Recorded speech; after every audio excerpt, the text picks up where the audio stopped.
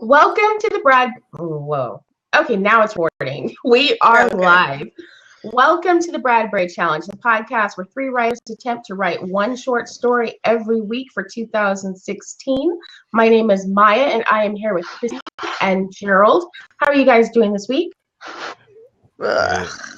Yeah, I think we're all doing not very well this week. You know what? It was a rough week. I actually got sick at the beginning of the week. Chrissy is sick now. What's wrong with you, Gerald? Nothing's wrong. I just had to go to a family funeral, so that's yeah. That was sort of a mixture of not good and good, but anyway. So apart from that, I'm fine. Good. That's no good. I'm so sorry.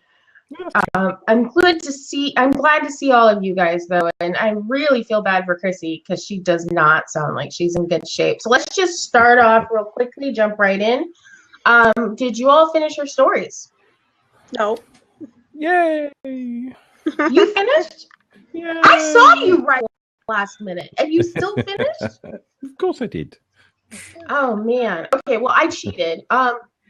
I have a short story that I have submitted like 6 times and it keeps getting rejected. Well, that's exaggeration. I've only submitted it 4 times, but still it keeps getting rejected.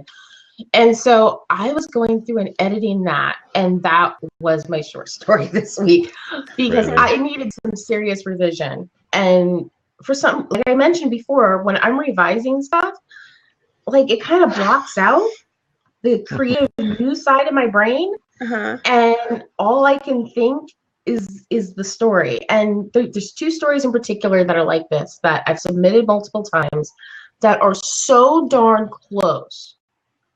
It's ridiculous. They're so close. I can taste it. They're almost there. And so that's what I was working on this week. So Gerald, why don't you tell us about your story? Usually we start off with Tracy.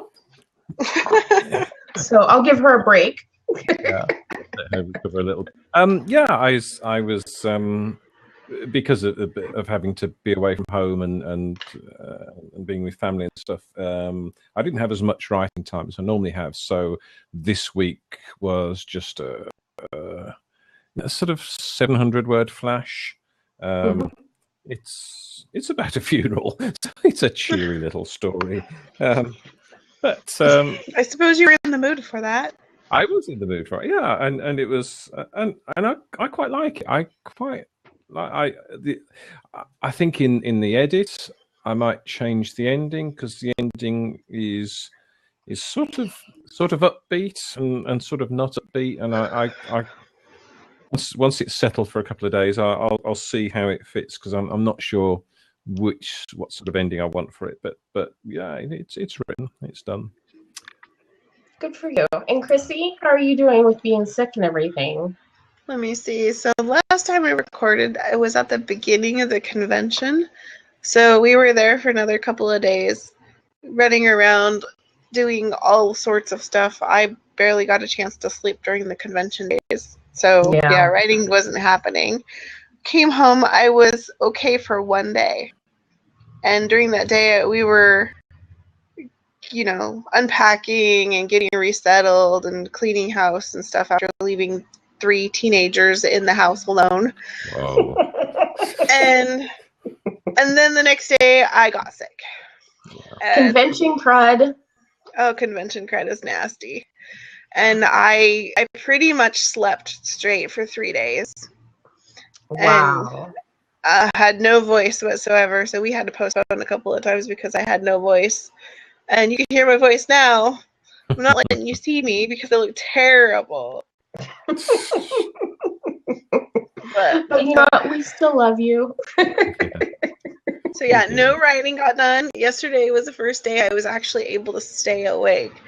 But there was no way. I was attempting to write. My brain is still a little fuzzy.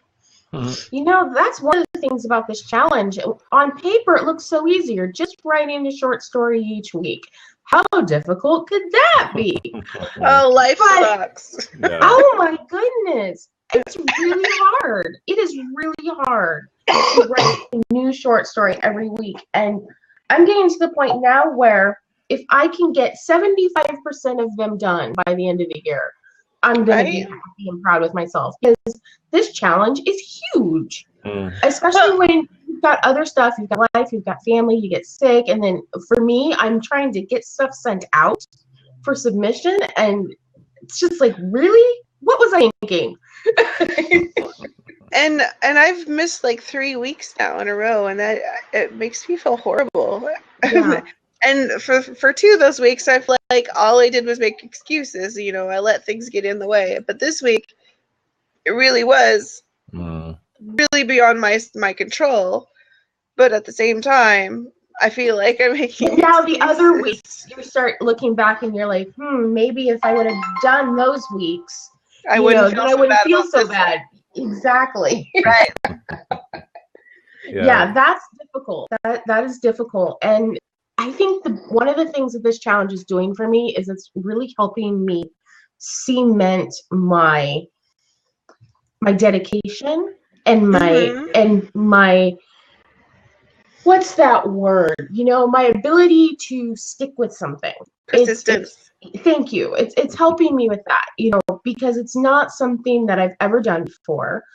Long term, to have a consistent writing practice. That's not how I write. I know a lot of writers are like that. Like Christy, normally you're constantly writing. Even if you miss your short story, you are writing on a novel, you are writing. That's just what you do every single day. And but you hear these stories that you have to do that to be a writer, but there are a lot of writers that write in binges. And I'm naturally a binge writer, and I did not know that. I naturally have ebbs and flows of binge writing. So I'll write a whole bunch of new material for like a couple months, and then all of a sudden I'll be editing for months on end. And then a whole bunch of new material again. And when I'm in the whole bunch of new material mode, I'm writing a lot. And then when I'm in editing mode, I'm literally doing nothing but editing. And so doing this is breaking that cycle. Well, I don't think there's anything wrong with binge writing. I mean, lots of actual, professional writers who actually put out, sell their stuff, do binge writing. But you have to be able to direct that binge writing and put out consistent stuff. And to know that that's what you're doing. I think there's a benefit of actually recognizing your patterns. I don't think I would have recognized that pattern if it weren't been for the Bradbury challenge. I would have just assumed I was lazy during my editing months. Now I'm recognizing that those editing months serve a purpose. I have a lot of creative thought that happens during those editing months.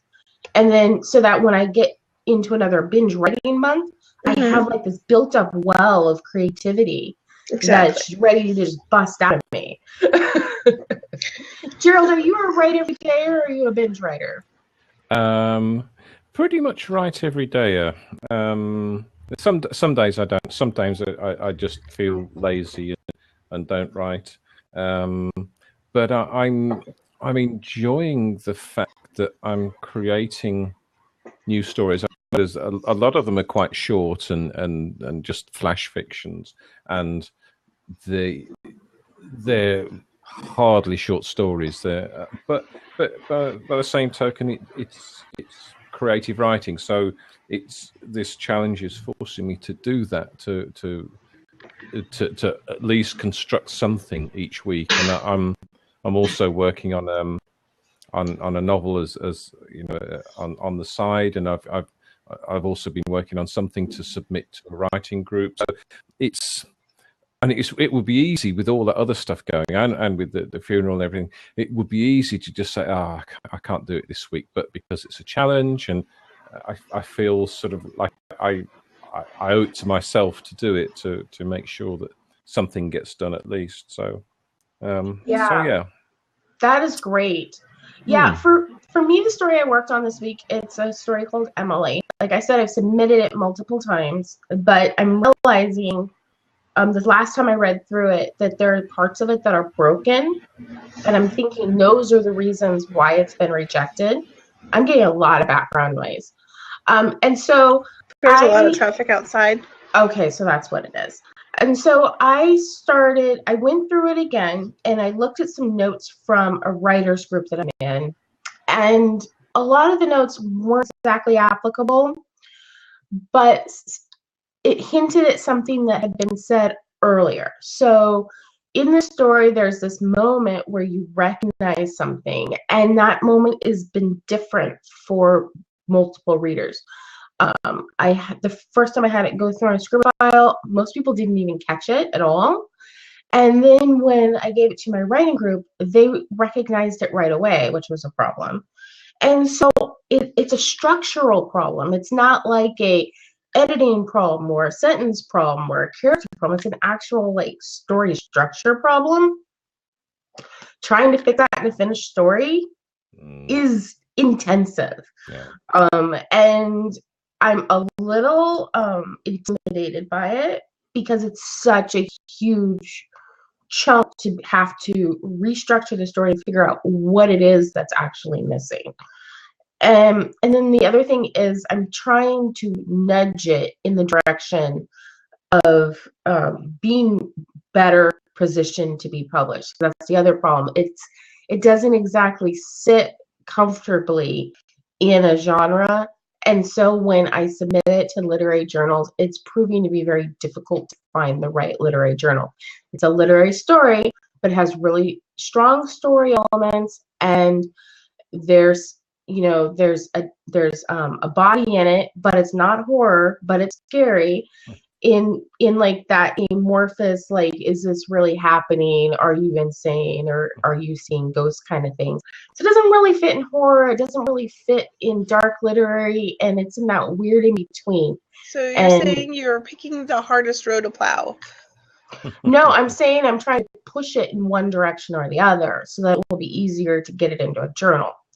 I need to sandwich it a little bit more securely in dark literary fiction because it's too far away to qualify as horror. Originally, I had a journal that it would have fit with, but it got rejected. And so now I need to make sure that it sits a little bit more securely so that when the magazine editor opens it, they'll be more able to say, oh, okay, I can see this in this journal. It won't be so much of a stretch. Yeah, it's this piece that I'm submitting for critique by my local groups. It was pretty it's about 20,000 words or something. It's pretty unstructured. So what I did was I created a structure for it, and then I was sitting next to someone, and I had the structure on a piece of paper, and I was trying to push it through the screen of my laptop and it wouldn't go, and the structure wouldn't go into the story. So what I had to do was have the structure, but then pick out scenes from what I'd written and put them into the structure afterwards, and that made a whole lot more sense than taking what I'd written and trying to edit it into a structure. I don't think you can do that. I think you know what, that is a really, really good idea, Gerald. I'm going to steal that and try that because I've been trying to do the whole massage it into structure thing. I mean, it has a structure. It was written in the 3-act structure, but it doesn't have a structure in the sense of fitting the, proto genres and making sense on a large scale as far as theme. Like, I feel like the theme is what needs help as far as having a structure. And the non-dialogue, like, it's very cleanly written and it's a very beautiful story. It has a lot of typos. Like, that's the other thing. I need to go through it again for grammar and typos. But I feel like maybe I need to up the prose a notch in order to have it fit more securely. It's written from a child's point of view, though, and so that proves to be difficult, when you're trying to write literary fiction in a child's voice and have it recognized as such. And so, it definitely is literary, but I think that I need to tone down some of the other aspects of it and notch the literary aspects just a little bit more to make editors more comfortable, really, because in the opening of the story, you've got 2 little kids that find the corpse of an infant in a basement. Like, that's not your typical literary story. And so I need to make sure that, especially that opening, lets you know right away that this is not a horror story. Yeah. it's weird when you're writing it, it doesn't quite fit anything in particular, especially when you're a literary author, because you're told that's the hallmark of literary writing. It doesn't fit anything. And then you write that, and then they're told, well, it's not literary enough. Yeah. And you're like, well, what's that? I was actually reading. So there's this game that just came out called Firewatch, and it's about a guy in a Firewatch tower just out in the woods, basically. But the beginning of the story is about his interaction with his wife before he goes out there, and the way it is set up, it draws you into the story and the characters and makes you care about these people in just like 5 seconds. It's really fast. Yeah. And I've watched a couple of different people play through this game, and it doesn't, because it's not really horror. It's a walking simulator, but it's got a horror-esque, like a feel of horror and mystery and stuff once you're into the game. But that first beginning is all about drawing you in and making you care for the people. Chuck Wendig does a really good explanation of why this game is such good storytelling and what makes it bad storytelling. So I think linking to that is great. It's interesting. Video games have had a lot more storytelling as of late, and I'm hearing a lot of writers who are inspired by video games, which is just amazing to me. Yeah, like the first time I saw the Last of Us, the opening scenes of The Last of Us made me cry. I have never cried in a video game before, but that one, it's totally heart-wrenching. Yeah. And I think that was like the major one that everybody's like, dude, you have to see this. This is like the best opening scene of a video game ever. So, yeah. I think what's happening with video games, because it does seem to be such a trend, I think a lot of writers that originally would have had room to write in TV and movies are finding that environment so difficult right now and not creative, that video games are pulling a much higher quality pool of writer. Because there are games that I'm like, I wish I could figure out video games because that looks amazing. That story looks amazing. Have you seen why they're saying that Deadpool is making it in the theaters while other movies aren't doing as well? Yeah, it's ridiculous. It's funny. It's like the obvious answer is the one they're doing everything in their power to avoid. The original. The obvious answer is because it's not like anything else. It's original. It's good. And it's good. Instead, they're coming up with it needs more violence. It needs more curse words. I'm like, no. That's not it.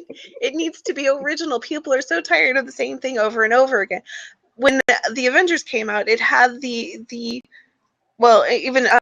back when The Dark Knight came out, it had the originality of being a gritty superhero movie. But now it's done too much, and now we're moving away from that. We want something different, and so we have Deadpool. I mean, you got to keep and that's the mixing it problem up. with Hollywood right now is they take one success and they try to replicate it. Right. And the fact is it was a success because it wasn't a replication. Exactly. And that's what they're not getting. But on the plus side, video games and work like that is getting a much higher pool of writer. And it's putting me in the situation of wanting to be a gamer, not because I want to play the game, but just because I want to have access to these amazing stories. Yeah. I feel kind of left out. On the other hand, I can't play a lot of these games, especially the horror games. I cannot play horror games because my heart rate my heart would give out.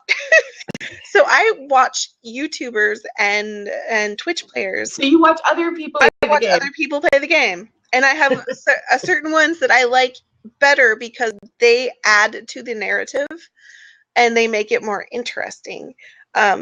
especially Cryotica, which I've been watching him a lot lately because he has a soothing voice, and honestly, he helps me sleep when I'm coughing and cannot sleep at night. So it's really nice. He's there for you. He's there for you. It's that background noise that I can concentrate when my body is saying, "Just let me die."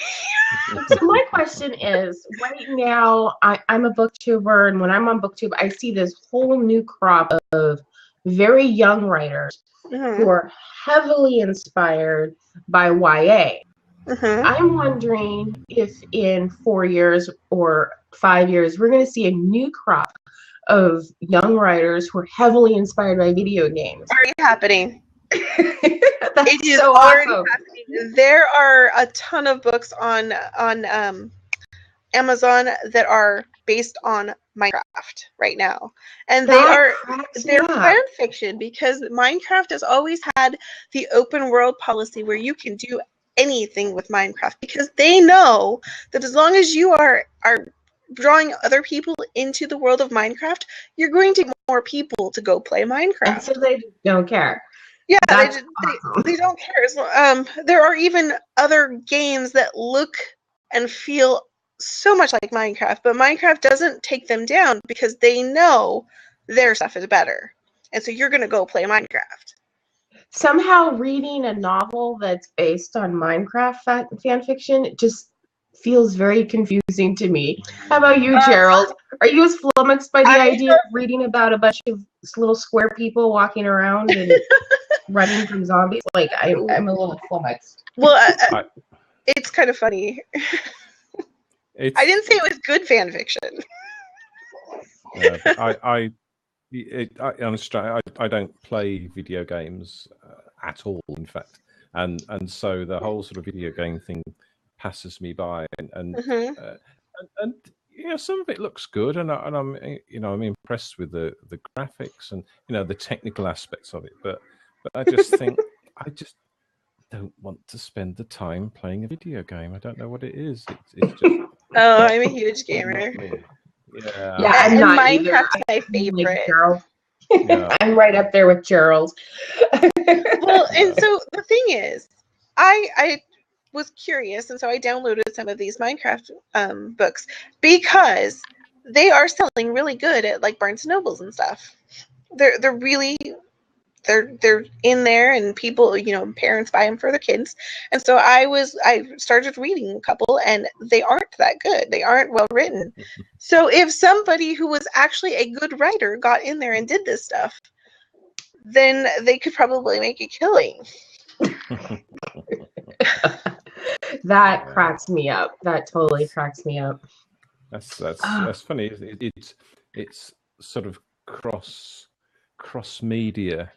Yeah. And something Chris is saying about adding to the narrative, and it was kind of interesting that we're sort of moving away from short stories here, but one of the discussions I had at the wake after this funeral I went to was with a husband of a cousin of mine, and we were talking about social media and all sorts of things, and I said, well, there's a program over here, a political program that always has me shouting at the television because I get so annoyed by it. But what I do now is I watch Twitter at the same time, and Twitter is hilarious, and I'm bonding with Twitter. And it calms me down, and I shout at the television less. And, that's funny. And that's hilarious. There's another thing. There's I can watch the news now. It's like when I'm watching debates on TV with the presidential candidates, I do the same thing. Yeah, that is so funny. Yeah. So I have a question. Since we've been talking about this non-traditional cross-genre inspiration thing, do you guys have anything that you would consider non-traditional that inspires some of your stories? No. Me neither. I feel like I am such like a traditional writer. It's I kind of feel like I was born in the wrong time. Yes, I'm the one that stands out. Yeah, I have I've tried all sorts of writing just because I want to try new things. And so I have tried doing modules for D&D campaigns. I've tried doing some fan fiction in my past. I did some Pern for fan fiction. I've actually got a couple of things in Minecraft where I just did out some plots to see if I could do that. And because I think if I could do something consistently, I could actually, sell something. But Mm-hmm. and I've also done a little bit of like Choose Your Own Adventures. Choose Your Own Adventures has actually found a new life in video games because you can now buy apps for your phone or for Steam that are Choose Your Own Adventure books. So okay. Yeah, I think I get most of my inspiration just from day-to-day life and from reading. I get some from sometimes I'll watch a movie and I'll think, what if this happened? Or it'll spark like a completely different idea, but at its core it was inspired by something I saw. But I don't really get inspiration from other things, which creates this whole, like we were talking about before, where if I'm not leaving the house and like talking to people, then I feel less creative because I have less stuff coming in. And so I always have to make a point to get out and do in the world so that I have that constant pool of new ideas coming into my brain. Go to a convention, you will have so much No, I am inspiration. so not a convention person. And it's there are so many different types of conventions. It's too. true. Like the type that you went to sounds fun in theory, but I know I would be miserable. The kind that I liked, though, I gotta say, I loved it when I went to the Napa Valley Writers Conference. It was split up into small groups, and we were doing a class together for the entire week.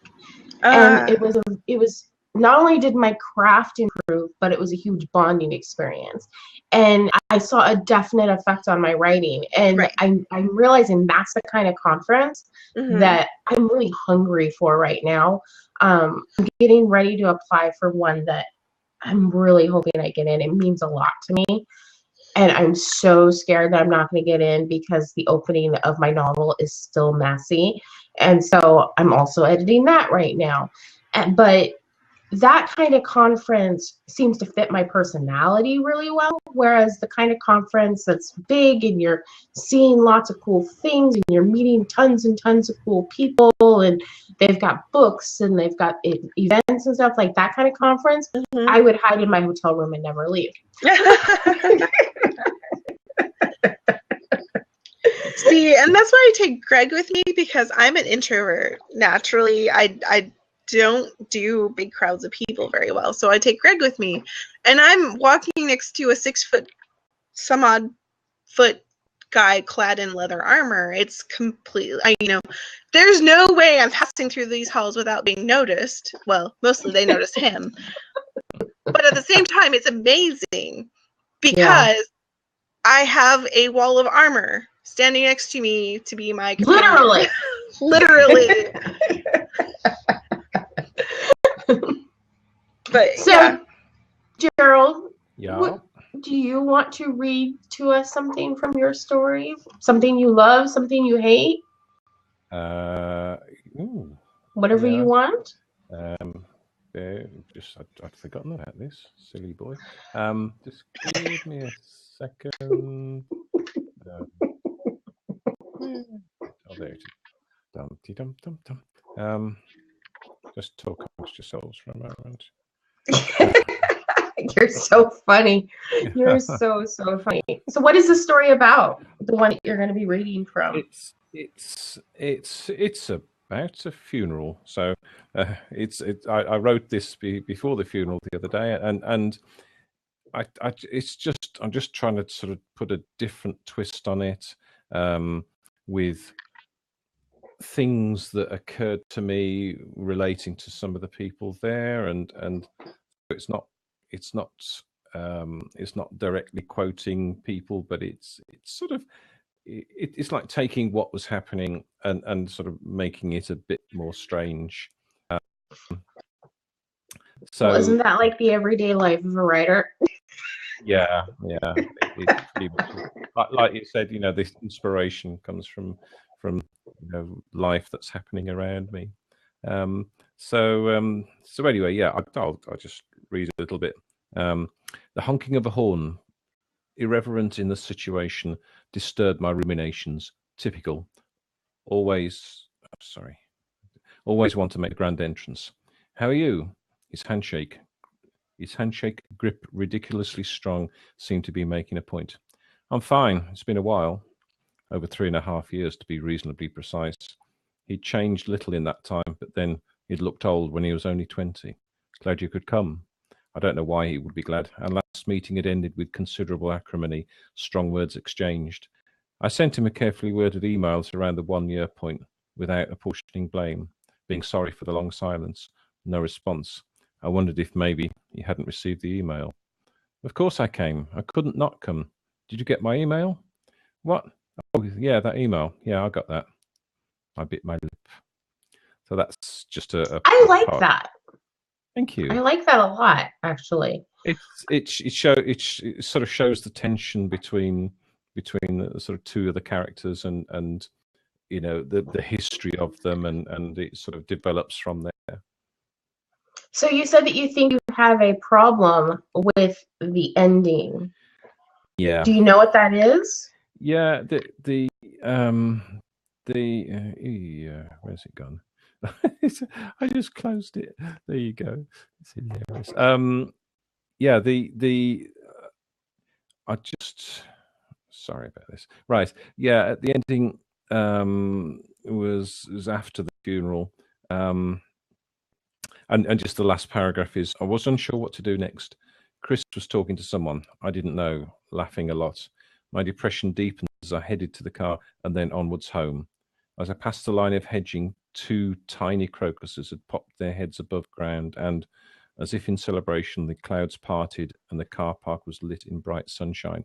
So that's the ending, and all this is first draft. That's the ending. I'm not sure whether it fits. I'm not sure whether it's right. And yeah, I was trying to sort of show, like, because this is for a writers group, I mean, and the topic was spring, so I was trying to sort of show, that's old stuff, and then there's new beginnings with the flowers popping up, and because it's spring. So I'm not, as I say, I'm not. You're not married to it.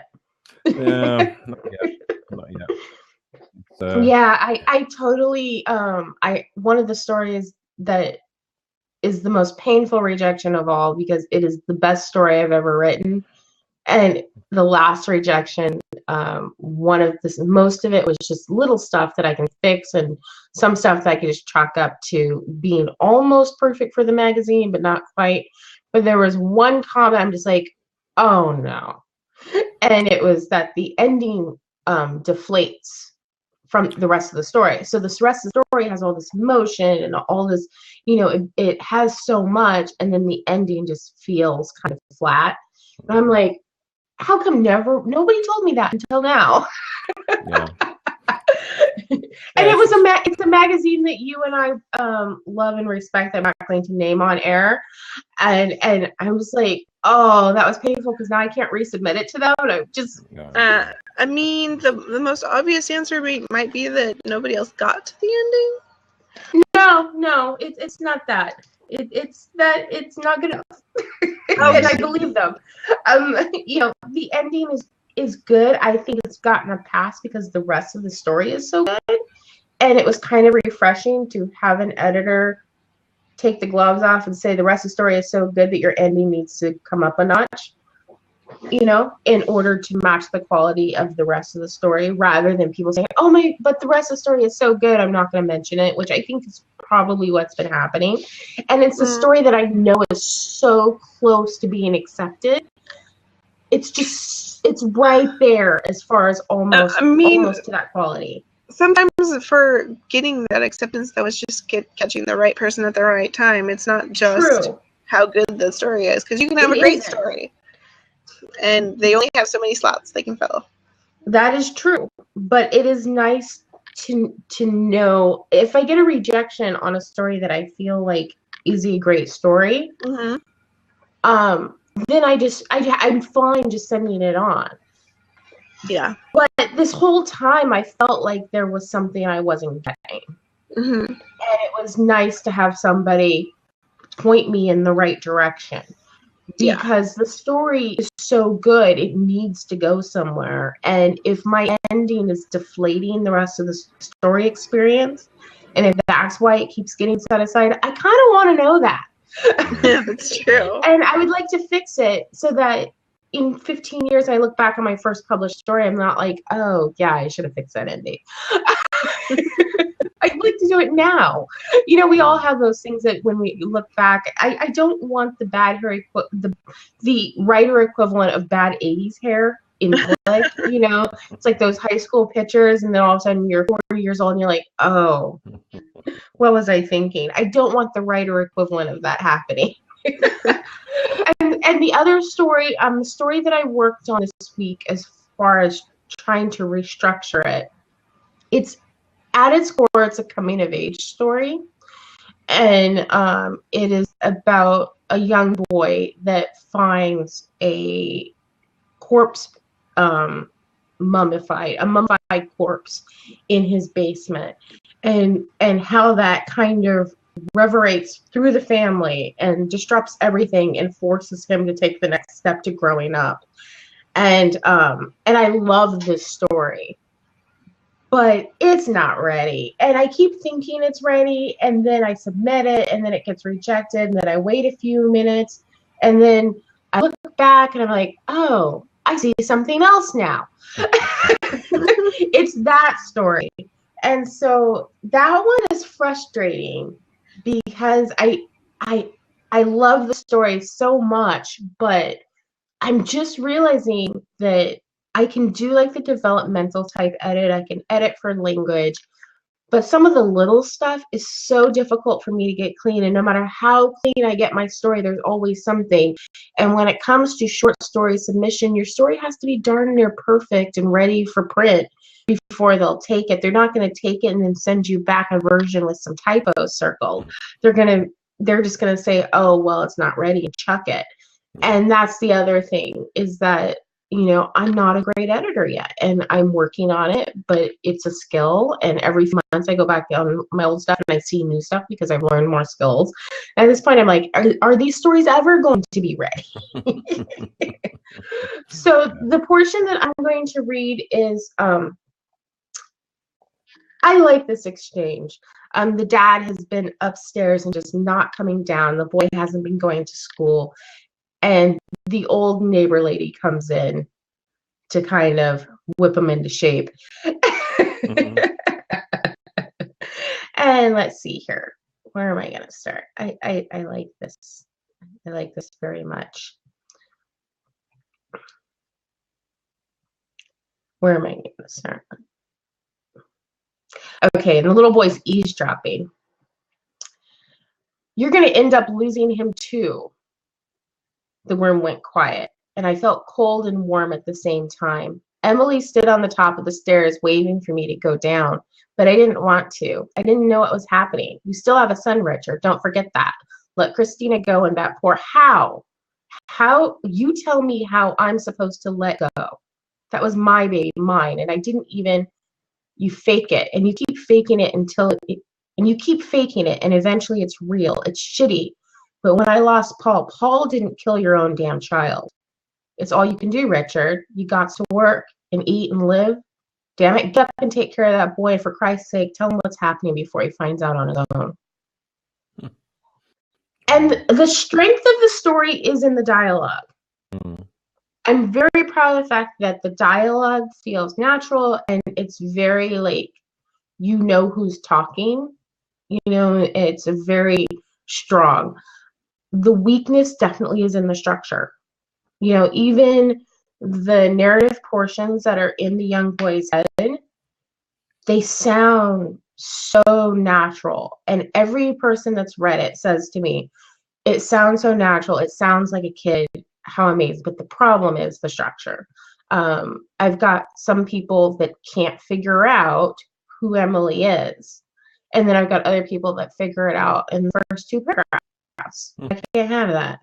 Because I'm the kind of writer that wants to have control and manipulate.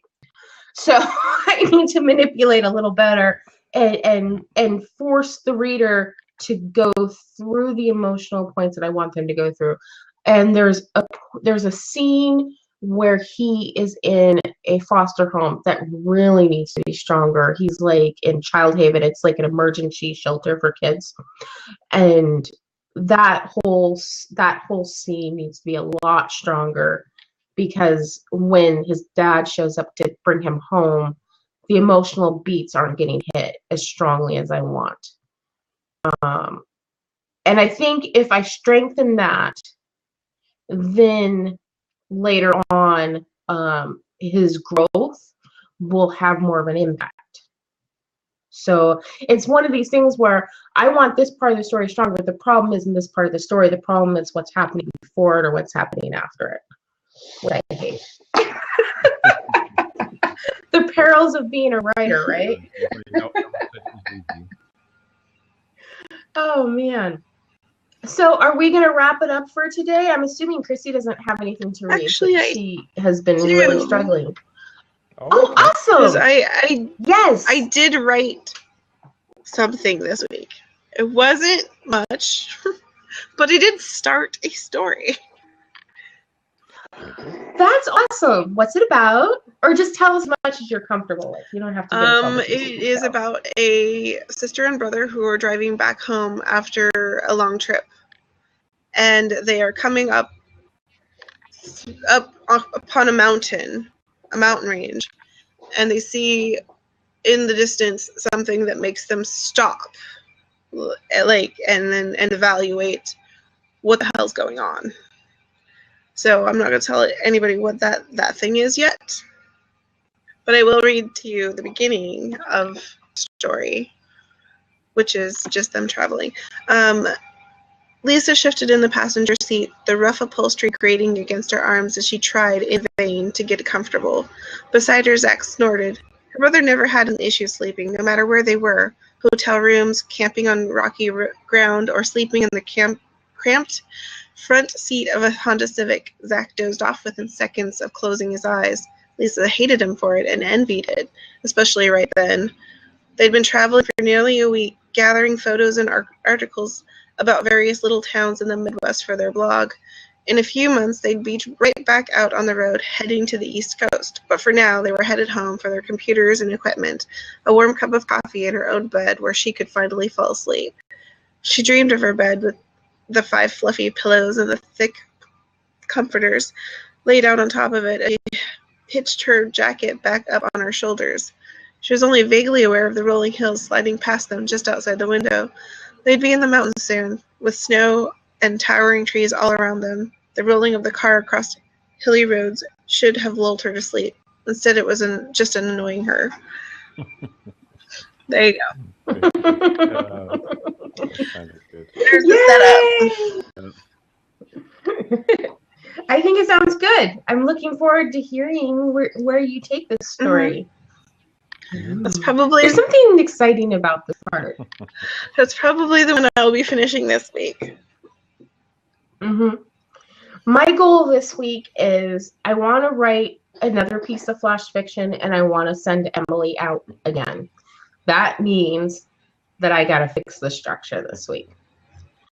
And I think I'm going to do what Daryl suggested and see if that helps, because the massaging and the moving stuff just is taking too long. And so I think I'm going to write down how I want the story to go and then plug in the current story into that structure and figure out what's missing and see if maybe a more drastic surgery is what it's needed.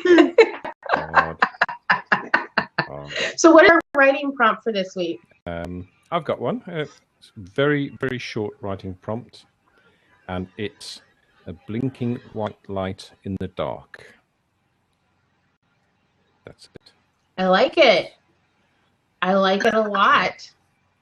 And I want to thank all of our listeners for listening to this episode. And if you would like to leave comments, take a look at the writing prompts, and visit our other shows, Literary Roadhouse, One Short Story Once a Week, and Literary Roadhouse Book Club. Take a look. Go visit literaryroadhouse.com. I think I must be tired too. That's the worst outro I've ever had. Let's pause this.